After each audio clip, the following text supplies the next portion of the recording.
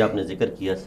ثانیہ کوئٹہ کا ذکر آپ نے کیا، تو یہ اس کے حوالے سے ایک بڑا اہم اس کی ٹائمنگ جو ہے اس حوالے سے بڑی اہم ٹائمنگ سامنے آتی ہے کہ ایک وقت میں جب جناب عمران خان وزیر اعظم پاکستان پہلا دورہ اپنا اور بڑا اہم دورہ جو سمجھا جا رہا ہے وہ ایران کا کرنے جا رہے ہیں، اور اس میں عمران خان صاحب کے ساتھ سیکیورٹی کا ایک وفد بھی جا رہا ہے جو وہ ثبوت لے کے ساتھ جا رہا ہے جن میں یہ ایران کو بتلایا جائے گا اور باور کروایا جائے گا کہ آپ کی دہشت گردی جو ہے وہ پاکستان میں آپ پھیلا رہے ہیں اور آپ اس میں براہ راست انوالو ہیں۔ ایک ایسے وقت میں کوئٹہ کا ثانیہ ہو جانا اور اس میں ایک منڈی میں ثانیہ ہونا اور اس میں 8,000 برادری کے لوگوں کا شہید ہو جانا، جبکہ کل پاکستانی اس میں 16 پاکستانی شہید ہوئے، وہ جو باقی 8 تھے وہ بیچارے ہو گئے شودر یا کم ذات، وہ تو دفن ہو گئے، لیکن ہزارہ برادری نے اپنی لاشیں روڈ پر رکھ کے احتجاج شروع کر دیا، دھرنا شروع کر دیا۔ تو کیا اس ثانیہ سے کچھ ایسے تانے بانے جڑتے ہیں جو پاکستان کو ایک خاص وقت میں دہشت گردی کی لپیٹ ظاہر کرنا چاہتے ہیں، جو پاکستان کو ڈسٹیبلائز شو کرنا چاہتے ہیں دنیا کے سامنے، یا وہ پاکستان کے معاشی حریف جو پاکستان میں ہونے والی انویسٹمنٹ سے خوفزدہ ہیں یا گوادر پروجیکٹ کی کامیابی سے خوفزدہ ہیں، وہ عناصر اس میں شامل ہو سکتے ہیں؟ فردوس جمال صاحب آپ اس پہ اپنی قیمتی رائے دیں، کیونکہ آپ نے جو بلاگ لکھا وہ بڑا ہٹ ہوا سوشل میڈیا پہ، تو چلے وہ تو مخالفین کی طرف سے آتا ہی ہے رد عمل، لیکن آپ اس پہ کیا سمجھیں گے؟ پھر ہم مدنی صاحب سے اس پہ دیکھیں، سب سے پہلے تو میں بینگ ایز پاکستانی اور ایک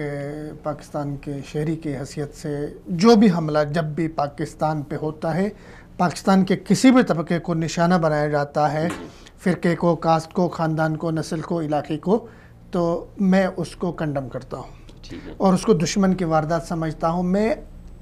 کراچی میں اگر کسی کو نشانہ بنایا جاتا ہے یا بلتستان، گلگت بلتستان میں کسی کو، میں ہر پاکستانی کے، ہر مسلمان کے خون کو برابر سمجھتا ہوں، اس کو کنڈم کرتے ہیں۔ اب رہی بات کی اس طرح کے واقعات کے پیچھے کیا عناصر ملوث ہوتے ہیں، کون لوگ ہوتے ہیں، اس کو سمجھنے کی ضرورت ہے۔ دیکھیں، دشمن 2 طرح سے وار کرتا ہے، ایک وار اس نے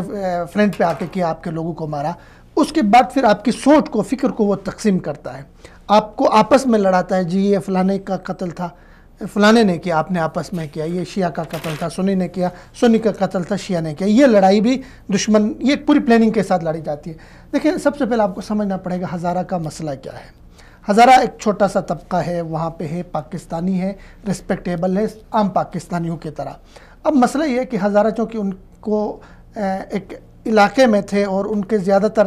وہاں پہ کاروبار کا جو سلسلہ تھا وہ افغانستان سے انلیگل تھا، ایران سے انلیگل ان کا آنا جانا تھا، تو لنک بنے ان کے ایران کے ساتھ اور افغانستان کے ساتھ۔ جب لنک بنے غیر قانونی کاروبار کے تو اور بہت ساری چیزیں بھی ہوتی رہیں، جن میں سے ہزارہ کے 2000 میں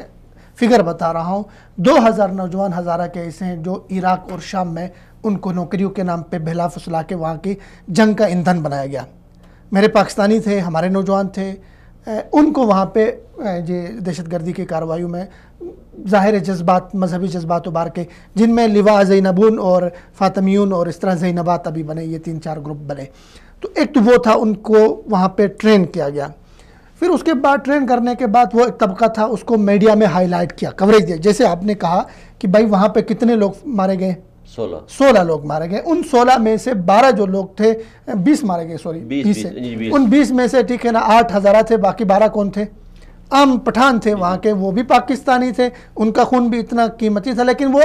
ان میں 2 FCC کے اہلکار بھی تھے، وہ پیچھے چلے گئے، ان کو اٹھایا گیا۔ اب ہوا سازش ہے اس کے پیچھے، میں تو مطلب کھل کے کہہ رہا ہوں، اس میں چونکہ پاکستان کے مفاد ہے، اس طرح کی کارروائیوں میں ایران، انڈیا دونوں ملوث ہے، اور وجہ یہ ہوتی ہے کہ آپ اسی طبقے کو نشانہ بنا کے پاکستان میں فرقہ واریت کو ہوا دے دیں، اور کل اگر عمران خان صاحب اپنے فائل لے کر، اپنے سارے ایشوز لے کر، انڈیا ان کی انوالومنٹ لے کر دہشت گردی کی کارروائیوں میں جاتے ہیں، وہ کہیں گے بھائی ہزارہ کے ساتھ آپ کیا سلوک کر رہے ہیں، چونکہ ایران تو مطلب پوری دنیا میں ٹھیکیدار ہے ایک خاص طبقے کا، وہ اپنے آپ کو بناتے ہیں، حالانکہ وہ ان کی روش یہی ہے، یمن میں بھی اس نے یہی کیا ہے، شام میں بھی یہی کیا، اپنے طبقے کو مار کے ایک اپنی سیاست چمکا رہا ہے۔ اب کرنے کا کام یہ دیکھیں، اس میں ہزارہ دیکھیں، ہزارہ کے آپ کہتے ہیں ہزارہ کو سیکیورٹی دے دیں، دینی چاہیے، پاکستانی ہے، لیکن حقیقت حال یہ ہے کہ ہزارہ کے آدمی اگر سبزی منڈی بھی جاتا ہے، اس کے ساتھ FCC کے اہلکار ہوتے ہیں، وہ مارکیٹ میں شاپنگ کرنے کے لیے جاتے ہیں، FCC کے اہلکار ہیں۔